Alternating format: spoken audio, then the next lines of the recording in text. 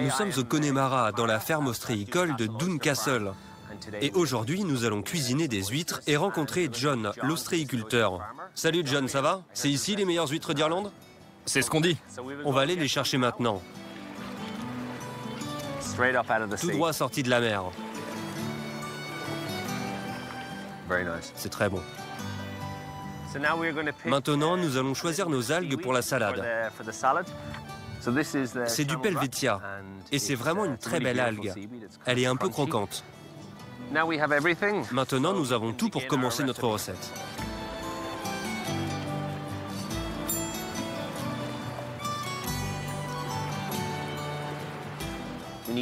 Nous avons besoin d'huîtres. Ici, on en a 6. Ensuite, nous avons des algues fraîches et des épinards.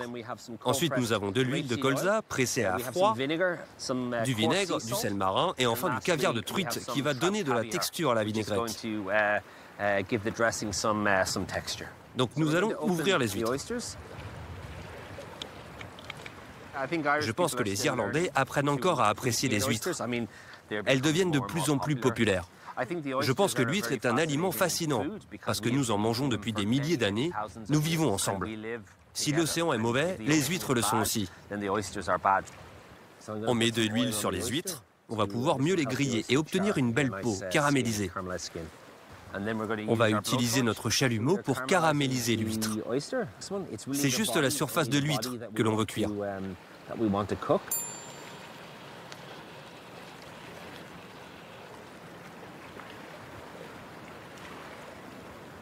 On l'assaisonne avec un peu de vinaigre. On assemble la salade avec nos herbes de mer et nos algues. L'océan est un lieu très primitif et c'est une très belle expérience que de manger ce qu'il produit. On prend nos huîtres.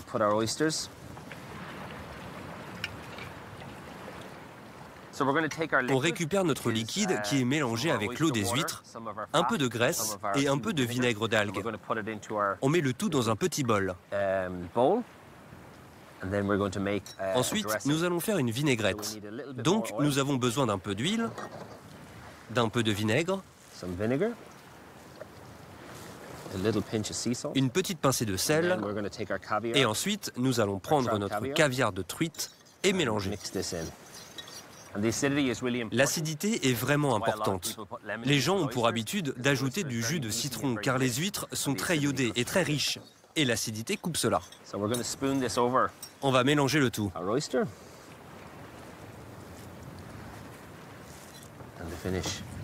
Un petit peu de sel.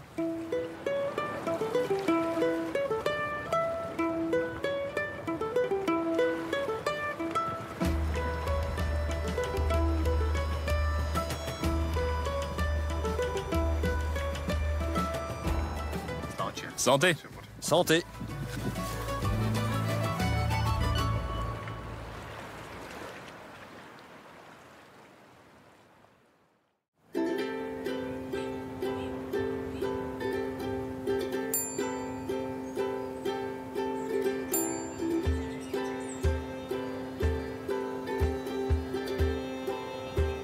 Nous allons cuisiner un Irish stew traditionnel.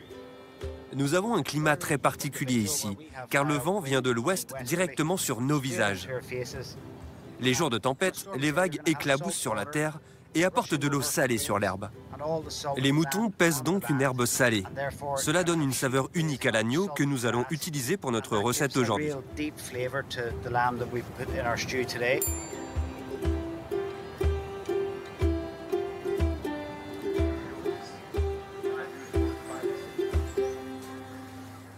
Bonjour monsieur. Bonjour Kevin. Comment ça va? J'aurais besoin de 2 kilos d'agneau s'il vous plaît pour l'Irish stew. Merci Sean. Pas de souci. On va commencer par préparer les carottes, les pommes de terre, les oignons, les poireaux et les céleris. C'est probablement l'un des plats les plus populaires en Irlande. Nous essayons vraiment d'encourager nos enfants à manger plus de légumes et de pommes de terre pour avoir une alimentation équilibrée. Je vais juste hacher grossièrement le céleri. Ça vous dérange si je me mets à pleurer? Ces oignons sont très forts. Vous pouvez aussi utiliser des oignons rouges ou des échalotes. Blue Danube est une variété de pommes de terre. Elle est parfaite pour notre ragoût car elle ne se désintègre pas pendant la cuisson. L'Irish Stew est une recette qui me tient à cœur. Petit, lorsque je rendais visite à ma mamie avec ma mère, elle avait pour habitude de nous cuisiner ce plat.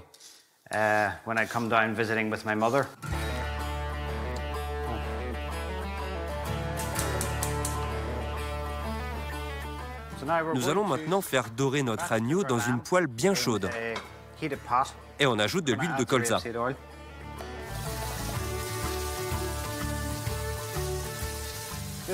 Juste pour colorer la viande, peut-être 5 ou 6 minutes. Notre agneau est maintenant bien doré. Dans le fond de la casserole, nous avons notre jus de viande.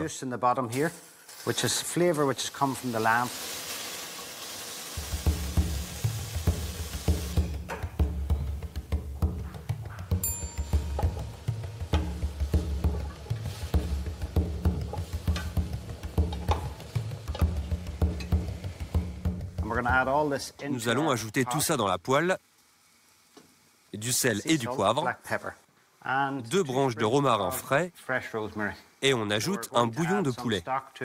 Juste assez de liquide pour couvrir la viande et les légumes.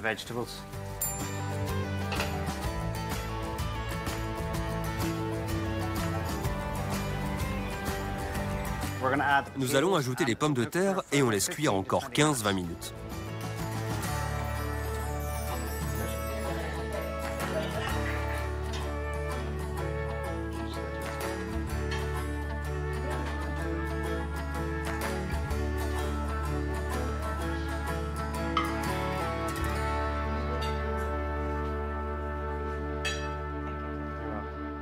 L'Irish Stew est comme un câlin irlandais, doux et réconfortant.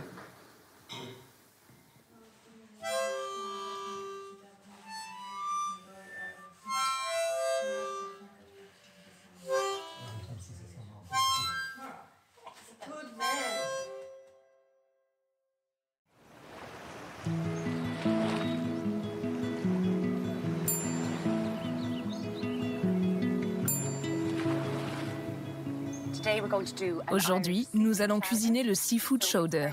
C'est un plat très traditionnel, c'est comme une soupe de poisson. Bonjour, comment ça va? Très bien, merci. Vous me recommandez plutôt les crevettes de l'Atlantique ou les crevettes tigrées? Les crevettes de l'Atlantique, celles qui viennent de l'eau froide, sont meilleures pour la soupe. Si elles sont meilleures pour la soupe, parfait. Ce qui donne le plus de saveur à ce plat, c'est le goût de ce poisson fumé en particulier, le haddock. Merci mille fois, à bientôt. Au revoir.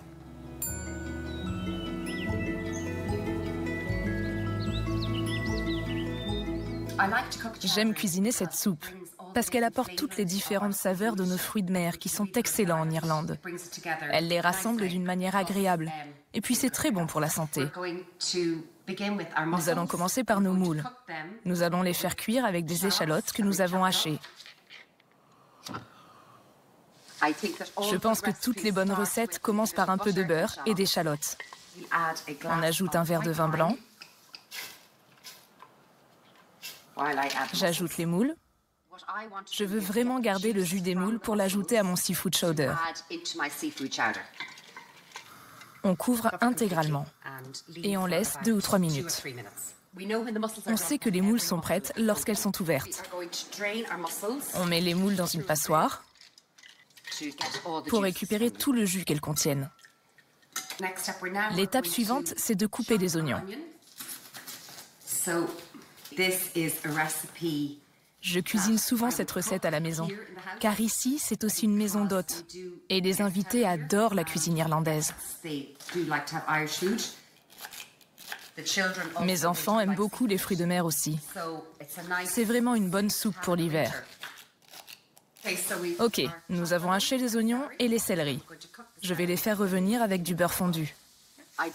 Je pense que le céleri donne au plat une saveur vraiment agréable. On ajoute maintenant les pommes de terre. Vous ne retrouverez pas souvent cette façon de faire dans les recettes de fruits de mer, car c'est ma touche personnelle. C'est le jus de nos moules que nous allons ajouter aux pommes de terre. J'ajoute environ un demi-litre d'eau et je vais ajouter un cube de bouillon. Je mélange. Je vais découper le poisson en petits morceaux.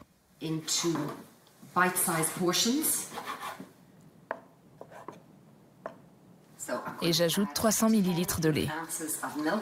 Le lait ajoute plus de liquide et ça fait plus de sauce.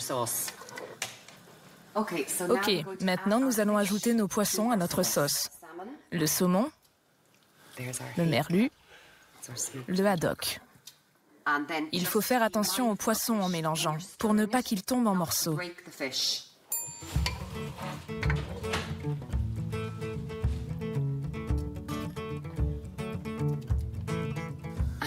On peut sentir l'odeur du poisson fumé maintenant.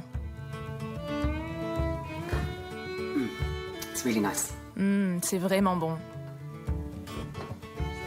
Le seafood chowder est toujours servi avec un bon pain brun. C'est parti pour le seafood chowder.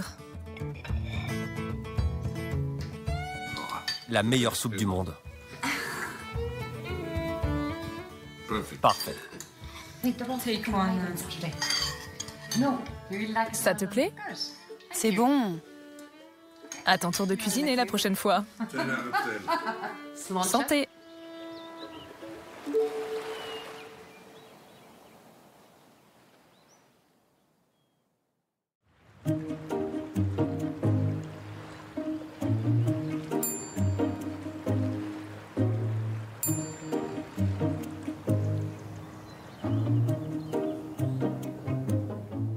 J'espère que vous avez faim car nous allons utiliser ces pommes de terre pour faire notre potato cake irlandais. C'est absolument délicieux, vous allez adorer. Nous allons aussi cuisiner de merveilleux scones aux fruits. Aujourd'hui, c'est un soft day. En Irlande, ça veut dire que la journée est brumeuse.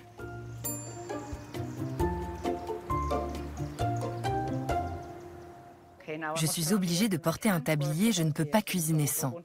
Nous allons maintenant éplucher les pommes de terre avant de les faire bouillir pour faire notre potato cake. C'est une recette traditionnelle qui remonte à des siècles. En Irlande, la pomme de terre a constitué l'essentiel du régime alimentaire pendant des années. Quand la famine est arrivée avec les mauvaises récoltes, il y a eu beaucoup de pauvreté, on a donc beaucoup de respect pour la patate. Je vais les mettre sur le feu, un peu de sel et on couvre. On passe à nos scones irlandais maintenant. On va couper nos cerises. Quand les gens prennent leur café le matin, c'est toujours avec un scone aux fruits.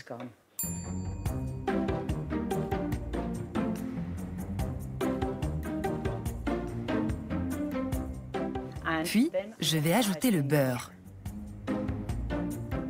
Je vais ajouter le sucre maintenant et des raisins secs.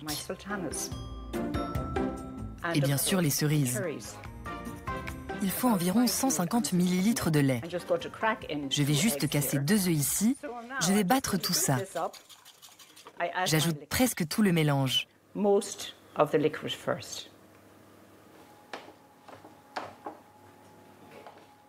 On écrase. Quand je fais des scones, je trempe toujours les emporte-pièces dans la farine.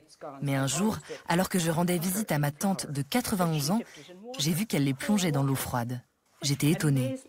Selon elle, cela permet aux scones de se lever et de gonfler pendant la cuisson. Espérons que ma tante ait raison.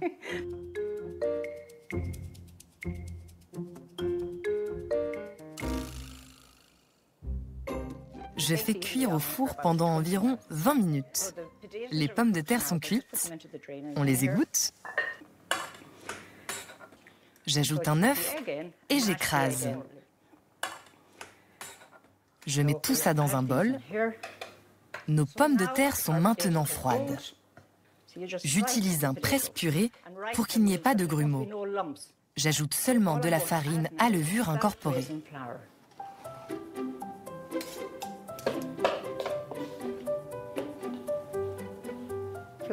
J'aplatis.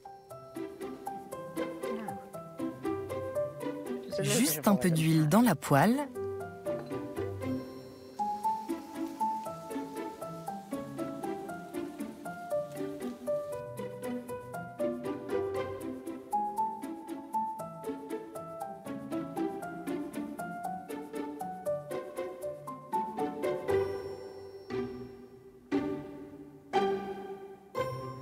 J'espère que vous avez faim.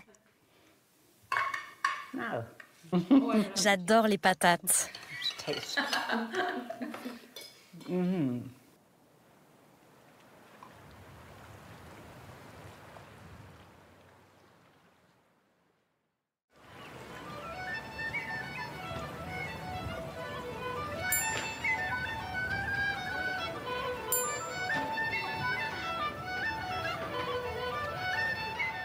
Aujourd'hui, je vais préparer un Efs pudding. Le Efs pudding est un plat important ici. C'est vraiment un dessert à l'ancienne, qu'on cuisine avec des pommes cuites. Nous allons avoir besoin de beurre au lait cru. C'est parti pour la recette du Efs pudding.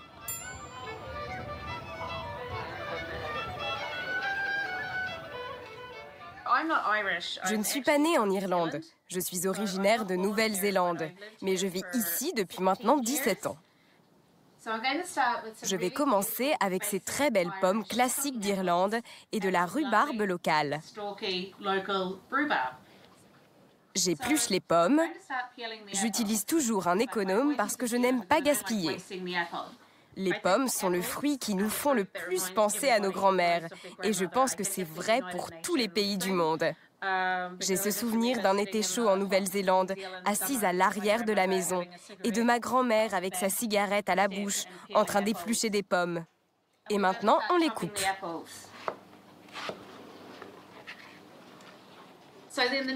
La prochaine étape consiste à couper la rhubarbe en petits morceaux.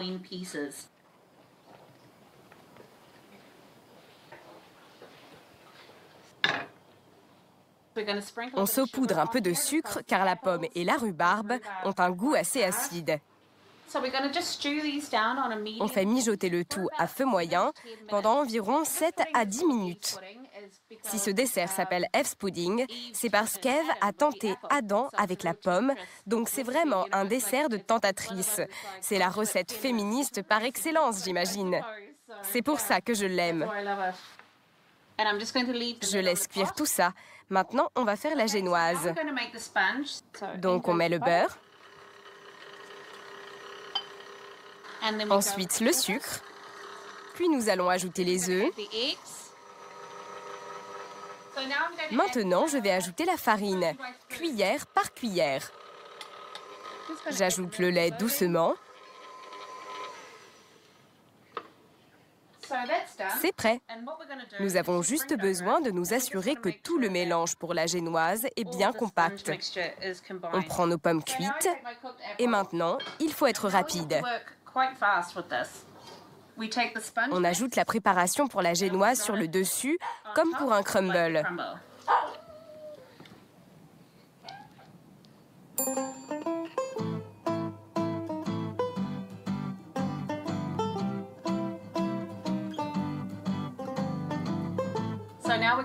On place notre Efs pudding sur la dernière grille du four pendant environ 30 minutes.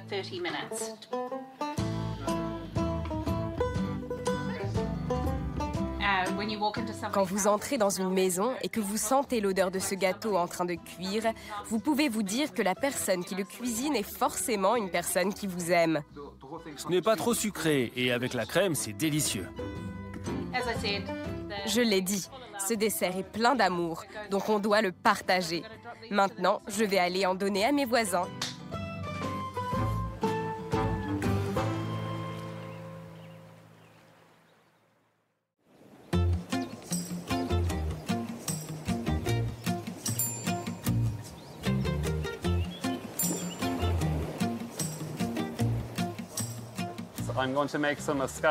Je vais cuisiner des coquilles Saint-Jacques et du boudin noir.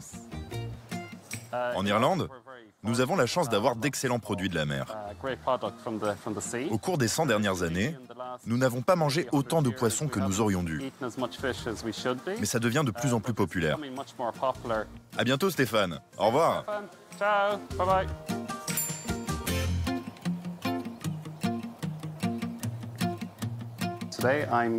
Aujourd'hui, je vais cuisiner un plat qui met en avant la mer et ma région. Nous allons manger des coquilles Saint-Jacques avec du boudin noir et des haricots verts. Le boudin noir était traditionnellement utilisé pour le petit déjeuner. Selon les histoires que me racontait ma mère, les bouchers le préparaient chez eux. Ainsi, dans tout le pays, chacun a sa spécialité de boudin noir et de boudin blanc. Je préfère cuire le boudin noir dans la poêle sans huile, car il y a assez de graisse dedans. Je les remue très vite, car si on ne les secoue pas, ils peuvent coller aux parois de la poêle. Ils peuvent se casser et on veut les garder entiers.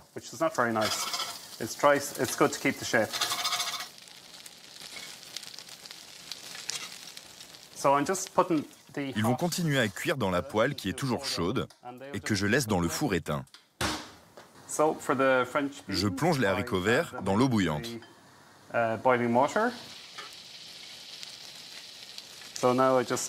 Je vais maintenant faire dorer les oignons.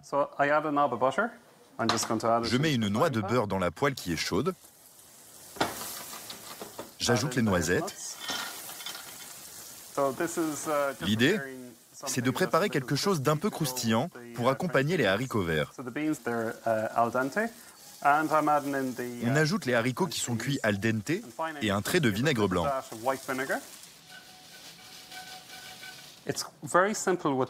On sèche les coquilles Saint-Jacques. Certaines personnes n'aiment pas la partie orange, mais pour moi ça ajoute de belles couleurs. Juste du sel et du poivre, très simple. Je pense qu'il faut compter environ 2 minutes par côté.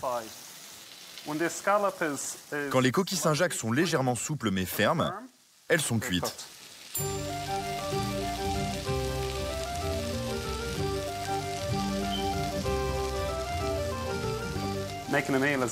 Préparer un plat est une question de partage. Donc ce n'est pas quelque chose que je ferai pour moi tout seul, mais clairement pour ma femme ou des convives.